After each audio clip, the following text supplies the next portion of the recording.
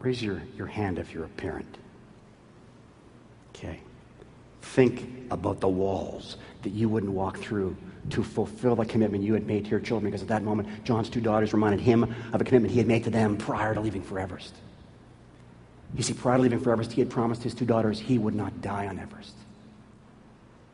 He'd come back. He would climb with them. He would adventure with them. He would be with them. And while we were panicking, they were completely calm. They said, "Daddy, don't you forget your promise. We love you, and we want you to come home." And for the first time in 20 minutes, John McIsaac started to move. You could see him groping in the snow for his axe. He grabs his axe, he pushes down on it, he teeters to his feet, he takes a couple of steps, boom, falls down the snow. His girls come right back on the radio to him, "Daddy, we love you. When are you going to be home?" Now, we have all heard the words, "when are you going to be home?" But in that circumstance, they certainly had more presence and definitely more power. And it was almost like they reached down from that saddle in space, they grabbed their dad by the harness, they hauled him out of the snow, and ever so gently, they ushered him onwards.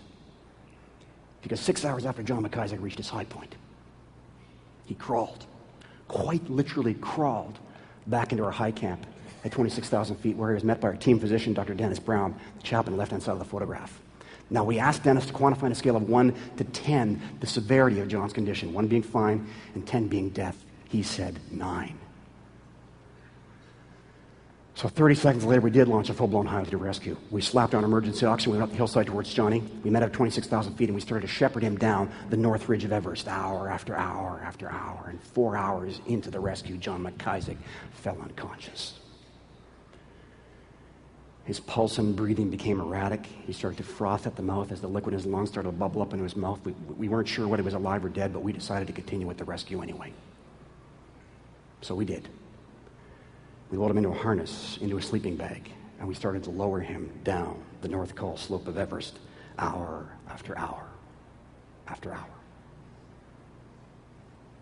It took us 33 continuous hours. It was the hardest physical thing I have ever done by far. It was way more difficult than climbing Everest. In the end, most of us were, kind of staggering and stumbling. Some of us couldn't even speak. And we surrendered this limp form of a body we weren't sure was alive or dead to a team of physicians who had assembled our makeshift hospital and advanced base camp. They went to work on Johnny. I said goodnight to him at that time, and I said goodbye to him too. Because I was sure I would never see him alive again. But 4 hours later, the guy regained consciousness. He sat up, talked a little bit, even a faint whisper. 2 days after we took that photograph, we took this photograph. And 2 days after we took that photograph, John McIsaac, a man who for sure had 1 foot and then some in a grave, walked under his own steam back to base camp.